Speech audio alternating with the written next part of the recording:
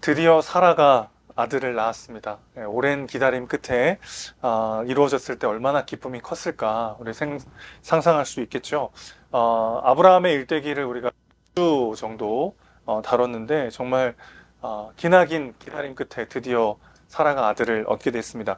고대 근동 사회에서 자녀가 없다는 것은 굉장한 저주받은 인생 혹은 무가치한 인생으로 해석되기가 쉬웠기 때문에 사라가 이 아이를 낳았을 때 얼마나 기뻤을까 우리는 짐작할 수 있는 거죠.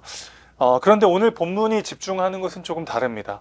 사라가 얼마나 기뻐했는지를 말하거나 혹은 그녀의 삶이 어떻게 달라졌는가를 말하기 전에 오늘 본문은 우리가 다른 것에 집중해야 된다는 것을 먼저 말해주고 있는데요. 1절부터 4절까지의 말씀 다시 한번 읽어보면서 한번 찾아보겠습니다. 1절부터 4절입니다. 여호와께서 말씀하신 대로 사라를 돌보셨고 여호와께서 말씀하신 대로 사라에게 행하셨으므로 사라가 임신하고 하나님이 말씀하신 시기가 되어 노년의 아브라함에게 아들을 낳으니 아브라함이 그에게 태어난 아들 곧 사라가 자기에게 낳은 아들을 이름하여 이삭이라 하였고 그 아들 이삭이 난 지 8일 만에 그가 하나님이 명령하신 대로 할례를 행하였더라. 굉장히 오랜 기다림 끝에 너무 중요한 아들을 낳았는데 그것의 기쁨, 그것의 의미를 말하기보다는 오늘 본문 1절에서 4절에서 집중하고 있는 것은 뭐죠? 여호와의 말씀대로 하나님께서 말씀하신 대로 이 모든 일들이 이루어졌다는 것을 먼저 이야기하고 있습니다. 이름을 이삭이라고 하라고 하신 것도 하나님이시고 난 지 이제 8일 만에 너희 집안의 모든 사내 아이들이 할례를 받으라고 말씀하신 분도 하나님이시죠. 그러니까 이 모든 것이 하나님이 말씀하신 대로 이루어졌다는 것을 본문은 지금 강조하고 있습니다. 여러분, 오랜 기다림 끝에 선물처럼 허락되는 일들이 있죠. 그 순간 우리가 기억해야 되는 것이 있습니다. 뭐냐면 선물 자체보다 선물 주신 분을 우리는 집중해야 된다는 것입니다. 왜 그렇죠? 그 선물 자체는 우리에게 진정한 소망이 될 수 없기 때문에 그렇습니다. 아무리 오래 기다린 일이 이루어지고 또 선물처럼 주어진 무언가가 우리에게 큰 기쁨을 준다고 해도 그것 자체가 주는 만족은 항상 유통기한이 짧기 때문인 것이죠. 자, 무언가가 이루어지기 전에는 그것이 이루어지는 것에 모든 우리의 관심과 초점이 향하기가 쉽습니다. 그런데 막상 그것이 이루어지고 난 다음에는 또 다른 문제, 또 다른 숙제가 생기기 마련이라는 것을 우리는 많이 경험하곤 하죠. 제가 신학대학원을 입시 준비할 때였습니다. 그 첫 해에, 준비하는 첫 해에 그만 디스크가 터져가지고 시험도 못 보고 1년간 이제 미뤄지게 된 겁니다. 그래서 1년 동안 막 다시 이제 몸도 잘 추스리고 준비해가지고 그 다음 해에 시험을 봐서 이제 그 다음 해에 이제 입학을 하는데 그 합격 통지서를 인터넷으로 딱 봤을 때 그 기쁨이요 얼마나 큰지 막 소리를 막 질렀던 것 같아요. 사실 그렇게 막 그 들어가기가 힘들 거라고는 생각 안 했거든요. 뭐 당연히 들어갈 수 있지 이렇게 교만했었는데 생각지도 못한 일 때문에 아예 시험도 못 보고 오랜 기다림 끝에 이제 들어가게 됐을 때 막 얼마나 기뻤는지 몰라요. 그런데 그 기쁨은 오래가지 않았습니다. 입학하기 전에 이제 겨울에 동계 어학 강좌를 하는데 그때 이제 헬라어하고 히브리어를 배우는데요. 어찌나 어렵던지 히브리어를 보는 이게 이렇게 꼬불꼬불 이게 정말 인간이 사용하는 언어가 맞나 그런 생각이 들 정도로 그 예수님은 왜 꼭 저 유대인으로 태어나셨나 한국 사람으로 태어났으면 이런 거 공부 안 해도 되는데 막 그런 막 불평이 생기는 거죠. 선물처럼 주어진 무언가는 사실 우리를 진정으로 만족시킬 수 없죠. 그렇기 때문에 우리는 선물 자체가 아니라 그 선물을 주신 분께 집중해야 합니다. 그래야 선물 받은 후에도 계속해서 삶의 중심을 잡고 살아갈 수 있기 때문이죠. 자, 물론 간절히 원하고 바라던 일이 이루어졌을 때 그것이 주는 기쁨은 클 수밖에 없죠. 그렇죠? 여러분이 지금 간절히 기도하고 있는 그 기도 제목들이 만약에 오늘 딱 이루어졌습니다. 그때 기쁨이 얼마나 크겠습니까? 사라도 그랬던 것 같아요. 당장 하나님께서 아들을 주신 기쁨에 정말 감격하고 감사하면서 막 그 기쁨에 취해 있는 모습을 봅니다. 5절부터 7절 말씀을 함께 읽습니다. 시작. 아브라함이 그의 아들 이삭이 그에게 태어날 때에 100세라. 사라가 이르되 하나님이 나를 웃게 하시니 듣는 자가 다 나와 함께 웃으리로다. 또 이르되 사라가 자식을 젖먹이겠다고 누가 아브라함에게 말했으리오마는 아브라함의 노경에 내가 아들을 낳았노라 하니라. 지금 사라는 놀라움과 기쁨과 감격으로 가득 차 있어요. 그녀는 지금 웃고 있습니다. 누가 생각이나 했겠어요? 내가 아브라함에게 이 나이에, 이 100세, 내가 90살이고 아브라함이 100세인데 이 나이에 아브라함한테 아들을 안길 거라고 누가 감히 생각했겠습니까? 하지만 내가 지금 그 아들을 낳았다라고 지금 기쁨과 감격에 차 있는 모습을 봅니다. 그런데 오늘 우리가 본문을 읽었지만 이 기쁨은 곧이어 분노로 바뀌게 되죠. 그래서 우리 앞으로 이제 본문을 읽으면서 이 세 가지를 순서대로 한번 살펴볼 텐데요. 사라의 분노와 아브라함의 근심에 대해서 한번 보겠습니다. 그리고 하갈의 절망에 대해서 살펴보겠고, 마지막 세 번째, 이들을 하나님께서 어떻게 대하시는가 말씀을 통해 한번 살펴보겠습니다. 먼저 사라의 분노와 아브라함의 근심을 한번 보죠. 8절과 9절 말씀 계속해서 있습니다. 아이가 자라매 젖을 때고 이삭이 젖을 때는 날에 아브라함이 큰 잔치를 베풀었더라. 사라가 본즉 아브라함의 아들 애굽 여인 하갈의 아들이 이삭을 놀리는지라.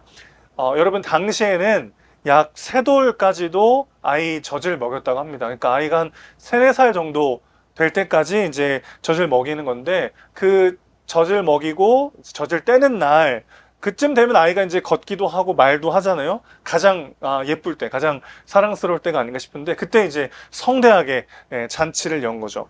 그때 이제 기쁨에 취해 있었는데 사라가 보니까 그때 이스마엘은 한 이제 14살 차이거든요. 이삭과 이스마엘이 14살 차이니까 한 17에서 18 정도 되는 청소년기에, 그때 당시 기준으로 이제 성인에 해당되는 그런 나이죠. 그런데 이스마엘이 이삭을 놀리고 있는 모습을 사라가 봅니다. 자, 이 놀리는지라라고 번역되는 이 단어는 조롱하다는 뜻인데, 이 단어가 어디 쓰였냐는 게 중요합니다. 사라가 처음 하나님과 천사가 와가지고 내년 이맘때 네가 아들을 낳을 거다라고 말했을 때 사라가 장막, 이 비웃었다라고 표현한 단어가 여기에 똑같이 쓰였습니다. 그러니까 지금 이스마엘이 어떻게 하고 있는 거예요? 의심과 조롱으로 이삭을 대하고 있어요. 14살 차이가 나는 까마득한 동생을 이제 괴롭히면서, 이 꼬마가 내 아버지의 상속자란 말이야? 이러면서 의심과 조롱으로 그 아이를 대하고 있는 거죠. 바울은 갈라디아서에서 이 본문을 인용할 때 이스마엘이 이삭을 핍박했다라고 썼습니다. 자, 희롱하면서 좀 과격하게 이삭을 괴롭힌 것 같아요. 근데 여러분 생각해 보세요. 나이 차이가 좀 나는 형이 동생과 놀아줄 때 힘 조절 잘 못해가지고 동생을 울리는 일은 얼마나 자주 일어납니까? 저희 집안에 이제 아들이 둘인데 둘이 이제 3살 차이거든요. 근데 형이 좀 이렇게 과격하게 동생 데리고 놀아가지고 울렸던 적이 한두 번이 아니에요. 좀 이렇게 거칠게 놀고 네가 뭐 진짜 상속자야? 이러면서 이제 놀리면서 희롱하는 모습을 사라가 본 거예요. 사실 제3자가 봤을 때는 그렇게 막 흥분할 일은 아닙니다. 물론 마음은 속상할 수 있는데 이 상황에 대한 사라의 반응은 좀 과격해요. 10절 말씀 보시죠. 그가 아브라함에게 이르되 이 여종과 그 아들을 내쫓으라. 이 종의 아들은 내 아들 이삭과 함께 기업을 얻지 못하리라 하므로. 여러분, 이삭은 사라의 웃음이고 기쁨이고 사라의 소망이었습니다. 그러나 동시에 이삭은 사라의 기쁨을 순식간에 사라지게 만들 수 있는 존재였죠. 누군가가 이삭을 위협한다거나 그에게 해를 끼치면, 그래서 이삭을 조금이라도 잃어버릴 것 같으면 지금 사라의 기쁨은 금방 뭘로 바뀌는 거죠? 금방 분노로 바뀌어버리는 것이죠. 조금만 자극받아도 금세 분노로 바뀔 수밖에 없는 종류의 기쁨이었던 거죠. 사실 이해가 안 되는 건 아닙니다. 당시 사회 문화에서 아들을 낳는다는 건요, 정말 너무 중요한 일이었어요. 너무 중요한 일. 가부장적 사회에서 여성에게 아들은 자기의 미래고 정체성이었어요. 자기 자신의 가치 그 자체였던 것이죠. 그런데 사라가 90세 동안 아들이 없었습니다. 얼마나 정말 끔찍한 삶을 살았을까요? 당대 문화에서 90세가 될 때까지 아들이 없었다는 것은 사라가 정말 쓸모없는 사람 취급을 받았다는 것을 의미합니다. 대놓고 사라 앞에서 그렇게 말은 못했겠지만 적어도 사라 스스로가 자기를 볼 때 나는 쓸모없는, 의미 없는 인간이라고 끊임없이 자책할 수밖에 없는 그런 문화와 상황이었다는 거죠. 여러분, 우리에게도 적용해 볼 수 있습니다. 나이가 꽤 됐는데도 불구하고 만약에 아직 직업이 없다, 아직 뭐 경제적으로나 뭐든 이룬 것이 없다, 그러면 어떻습니까? 점점 일종의 압박감이 몰려오고 절망감이 몰려오죠. 누가 막 뭐라고 하지 않아도, 누가 대놓고 막 뭐라고 하지 않아도 스스로가 느끼는 압박감이 있기 마련입니다. 아까 신대원 입시 얘기를 말씀드렸는데요. 1년 늦춰지고 이제 집에서 누워 있는데 그때 하준이가 이제 임신이 된 사실을 알게 된 거죠. 디스크가 터지기 전에 이제 하나님 선물로 주셨는데 제 친구들은 다 이제 같이 공부하던 동기들은 합격해가지고 전도사 사역하고 있고 저는 디스크가 터져가지고 방에 누워 있고 처자식이 있는 그 상황에 이제 처해 있는데 너무 막 제 스스로가 되게 무가치한 존재, 잉여 인간이 된 것 같은 의미 없는 인생을 살고 있는 것 같은 느낌이 막 왔어요. 아무도 저를 비난하는 사람이 없습니다. 저희 부모님도, 저희 아내도 임신을 시켜놓고, 디스크 터져가지고 지금 집에서 그 놀고 있냐? 그렇게 한 번도 그런 눈빛으로 저를 쳐다봤거나 그렇게 말한 적이 없어요. 저희 부모님도 거의 30 되도록 키워놨더니 어디서 저 여자 데려와가지고 임신만 시키고 자기는 지금 침대에서 혼자 누워있고 그런 어떤 그 이상한 눈빛으로 저를 바라본 적이 한 번도 없습니다. 그런데 제가 저 스스로를 볼 때 나는 너무 비참하고 의미 없는 존재가 돼버린 것 같은 느낌에 빠져 있었던 거죠. 사실 사라가 90세 동안 아이를 낳지 못하다가 아이를 낳았을 때 그 아이에게 집착하고 그 아이에게 소망을 두고 그 아이가 막 금이야 오기야 어찌 될까 모르는 그런 어떤 두려움과 조급함에 빠진다는 것을 누가 비난할 수 있겠습니까? 문제는 사라가 아들을 얻은 후에도 그녀의 삶이 끊임없이 요동친다는 데 있었습니다. 그녀는 이제 아들을 얻었어요. 아들을 얻기 전까지는 그가 아들을 낳지 못했기 때문에 내 인생은 비참하고 의미 없다라고 생각할 수도 있었겠습니다. 그런데 이제 아들을 얻었어요. 그럼 이제 조금 더 여유가 생겨야 되는 거 아니겠습니까? 그런데 아들이 그녀의 소망 자체이기 때문에 아들에게 조금이라도 위협이 가해지는 것을 그녀는 견딜 수가 없는 것이죠. 그래서 사라의 기쁨은 언제든 불안으로 바뀔 수 있었고 그녀의 웃음은 언제든 분노로 바뀔 수 있는 위험에 빠져 있었던 것입니다. 왜 그렇습니까? 그녀의 소망이 이삭에게 있었기 때문이죠. 아브라함은 어떻습니까? 11절 보시면 아브라함이 그의 아들로 말미암아 그 일에 매우 근심이 되었다 그랬습니다. 한 푼도 못 주니까 당장 쫓아내라 이렇게 말하는 것을 듣고 아브라함이 이 일이 매우 근심이 되었다 그랬어요. 근심이 되었다라고 번역된 단어는 불쾌했다 이런 뜻입니다. 자, 이스마엘을 내보내라고 하는 사라의 말에 아브라함은 불편함과 불쾌감을 느끼고 있는 거죠. 왜 그렇습니까? 일단 마음에 안 들어요. 뭐가요? 이스마엘을 그냥 내쫓는 게. 벌써 17년, 18년을 키운 아브라함의 맏아들입니다. 그 아들을 아무 유산도 없이 내보낸다는 게 말이 되겠습니까? 그러니까 그게 아브라함의 마음도 근심이 되고 불쾌함을 줬던 거죠. 아마 하나님이 일하지 않으셨다면, 말씀하지 않으셨다면 아브라함은 그렇게 하지 않았을 거예요. 그런데 그때 하나님께서 아브라함에게 말씀하십니다. 12절과 13절 말씀 함께 읽습니다. 시작. 하나님이 아브라함에게 이르시되 내 아이나 내 여종으로 말미암아 근심하지 말고 사라가 내게 이른 말을 다 들으라. 이삭에게서 나는 자라야 내 씨라 부를 것임이니라. 그러나 여종의 아들도 내 씨니 내가 그로 한 민족을 이루게 하리라 하신지라. 여러분, 이때 아브라함은 수백 명의 사병과 막대한 가축과 재산을 가진 그야말로 거부입니다. 그런 거부가 자기 아들을 뭐 종이라든지 재산을 전혀 물려주지도 않고 광야 한가운데로 쫓아냈다라고 하는 것을 사람들이 듣는다면 아브라함을 얼마나 많이 비난했겠어요? 그런 비난을 둘째치고서라도 아브라함 스스로가 용납이 안 되는 일입니다. 어떻게 17년, 18년 내가 키운 내 자식을 어떻게 그냥 사지로 내몰 수가 있겠습니까?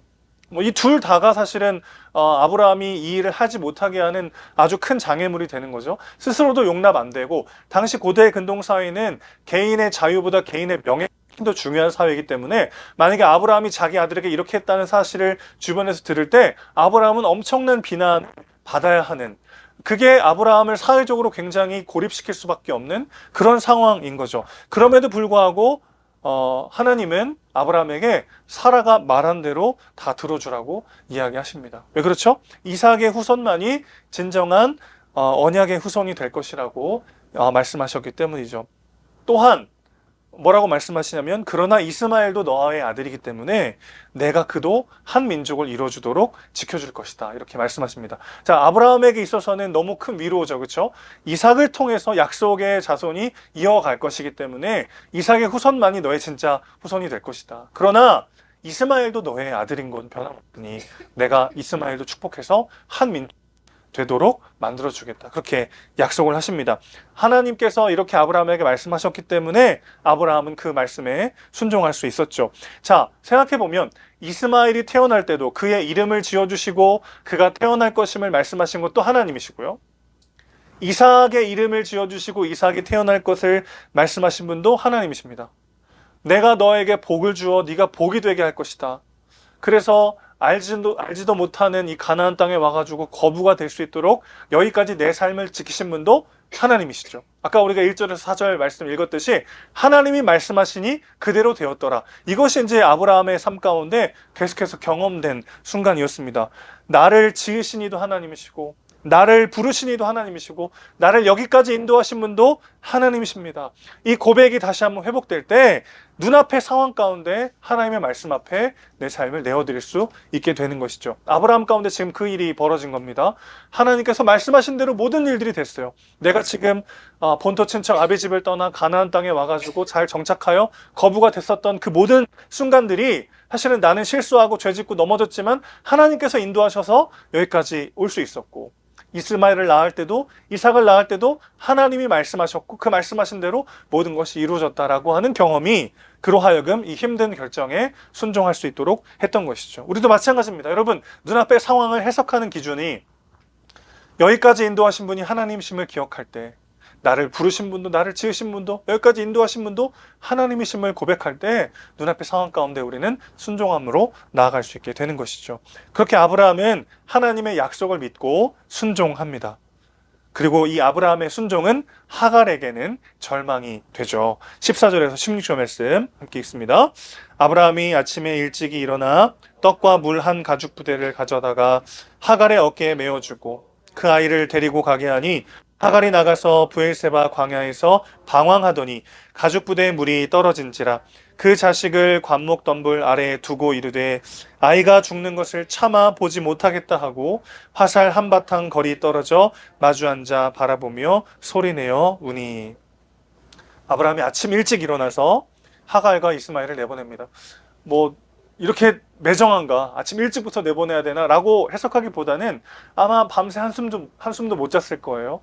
그렇게 아침 일찍 일어나서 하갈과 이스마엘을 내보내는데 떡 조금과 물 한 부대를 주고 내보냅니다. 금방 떨어져 버릴 수밖에 없는 그런 양이죠. 사실 하갈은 지난 13년의 시간 동안 버티고 또 버틴 삶을 살았습니다. 그녀는 아브라함의 유일한 아들을 낳았지만 그래서 오히려 여주인 사라에게 핍박받는 신세가 되고 말았어요. 그러나 그녀는 핍박 중에도 버티고 또 버텼습니다. 핍박을 피해 도망갔다가 하나님을 만나고 돌아와서는 13년을 버티고 견디고 기다렸어요. 13년의 시간을 그녀는 버텼습니다. 누구를 보고 버텼을까요? 이 아들을 보고요. 이 아들을 보고 버텼습니다. 그런데 또 쫓겨나게 된 거예요. 그것도 무슨 아무 재산, 아무 유산을 물려받지도 못하고 돈 한 푼 없이 쫓겨나게 됩니다. 얼마나 참 원망스럽고 고통스러웠을까요?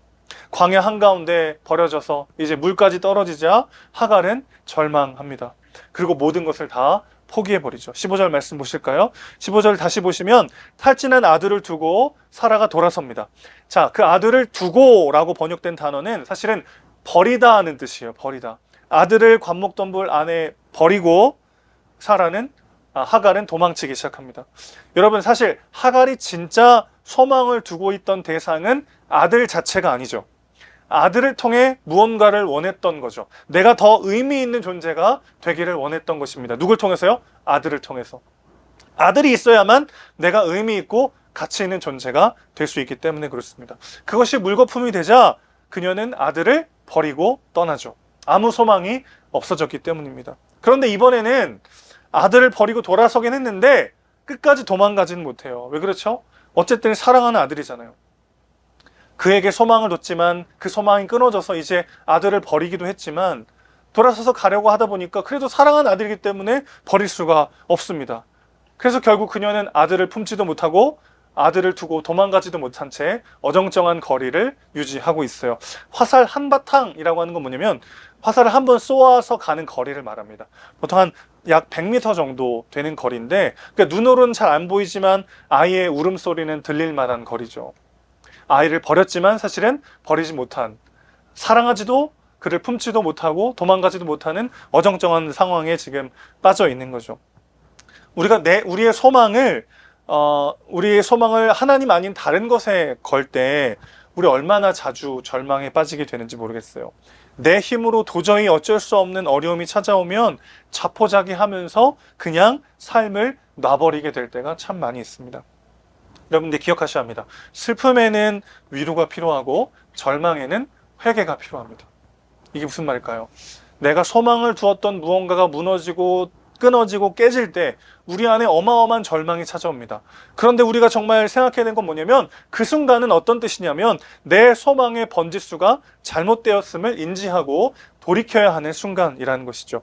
어떤 일을 실패했거나 중요한 일을 망쳐버렸거나 공든 탑이 와르르 무너져 버릴 때 어찌 슬퍼하지 않을 수 있겠어요. 여러분 충분히 슬퍼하십시오. 충분히 안타까워하십시오. 그러나 기억하셔야 합니다. 그것은 내가 소망을 둘 곳이 아니었다는 것입니다.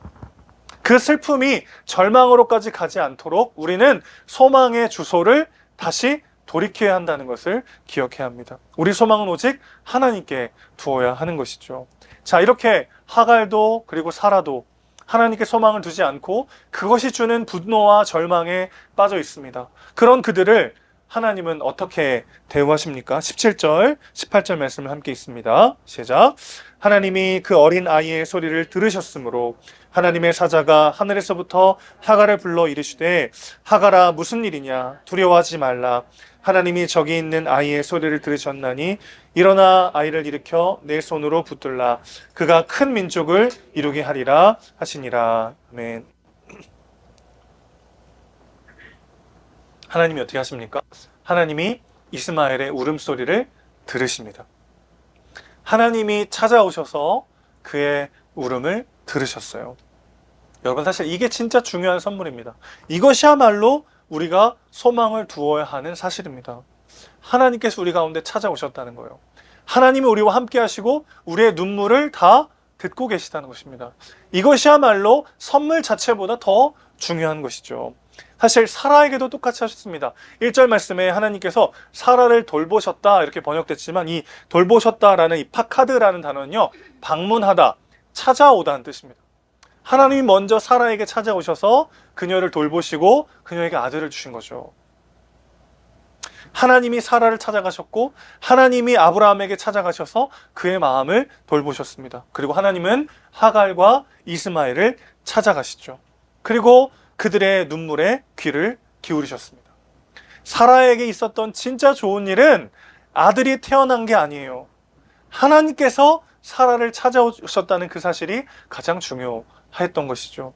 아들이 사라에게 제일 좋은 선물이 아니었고 하나님이 사라를 돌보신다는 그 변함없는 진리가 사라에게 하나님이 찾아가신다는 그것이 사라에게 제일 좋은 선물이었다는 것입니다. 오늘 우리도 마찬가지입니다.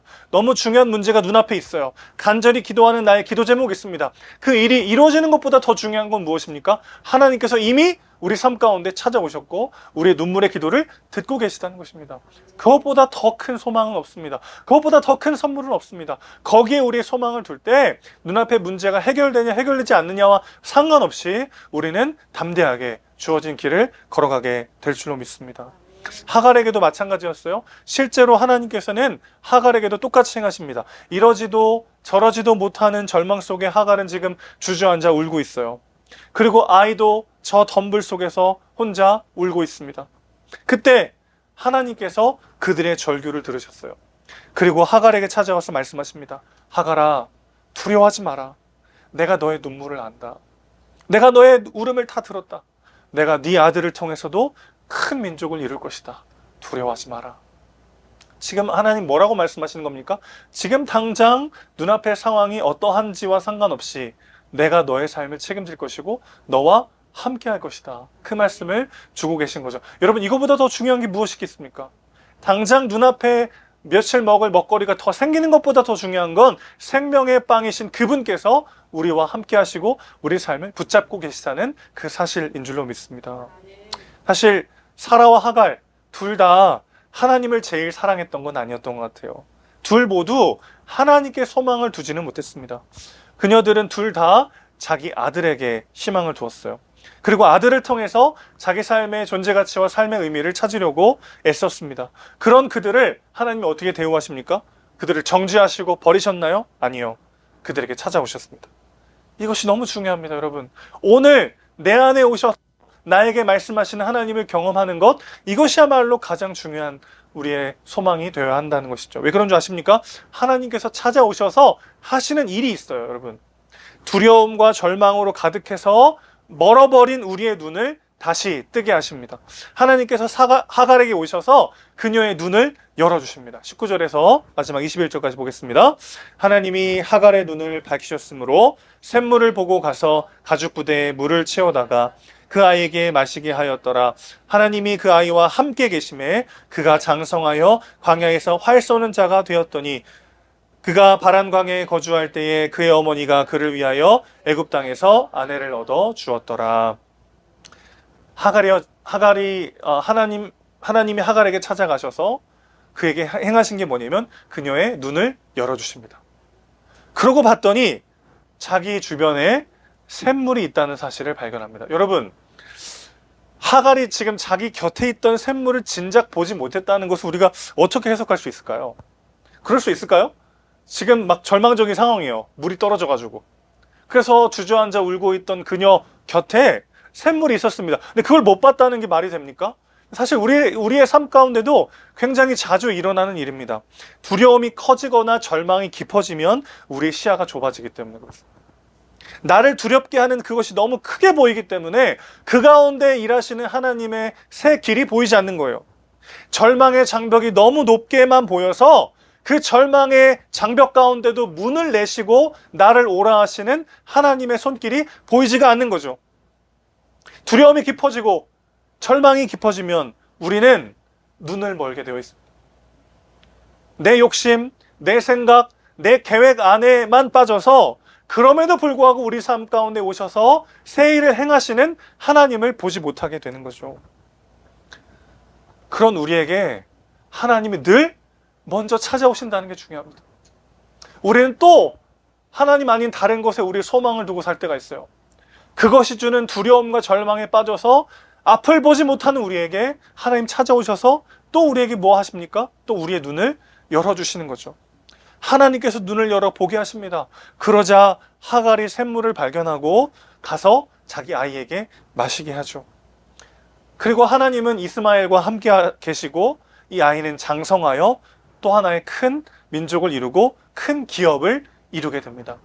이삭은 12지파의 조상이 됐고 이스마엘도 12두령의 조상이 됩니다.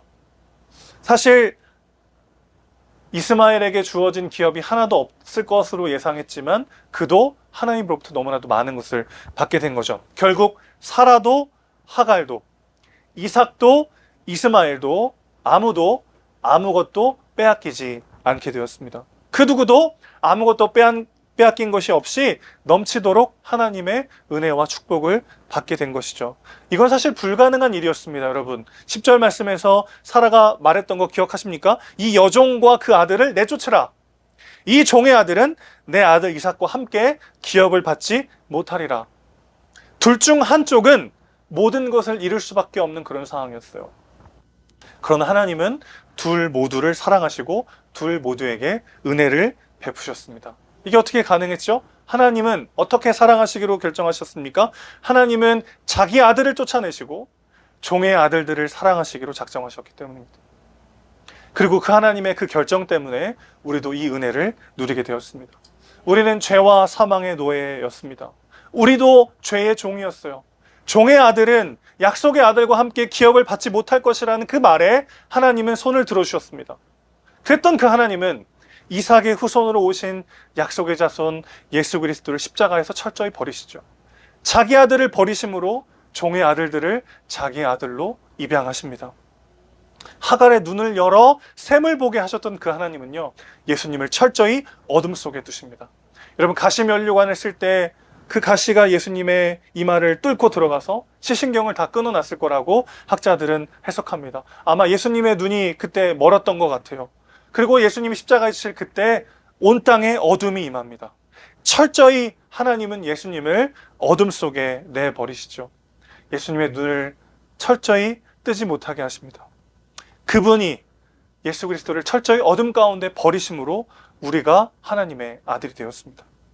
아무것도 잃어버릴 수 없는 인생으로 우리를 부르신 것이죠. 사랑하는 성도 여러분, 우리의 소망을 오직 주님께 두어야 합니다. 그분께서 우리를 소망 가운데 확증하고 확증하시기 위하여 지불하신 대가를 기억하십시오. 눈앞에 내가 당장 흘려버리고 실패하고 놓쳐버리게 될 수많은 일들이 있지만 그 모든 것들을 다 갚고도 남을 만큼 하나님께서 우리를 소망 가운데 안전하게 지키시기 위하여 지불하신 대가가 훨씬 더 크다는 것을 기억하는 우리가 되길 소망합니다. 종의 아들을 구원하시기 위하여 그분은 자신의 아들을 버리십니다. 그런 방식으로 우리의 삶을 확증하고 확증하셨습니다. 소망을 오직 하나님께 두십시오. 그럴 때 여러분 다시 숨 쉴 수 있게 될 것입니다. 그럴 때 진정으로 눈이 열리고 우리 곁에 예비하신 은혜의 샘을 맛보게 될 줄로 믿습니다.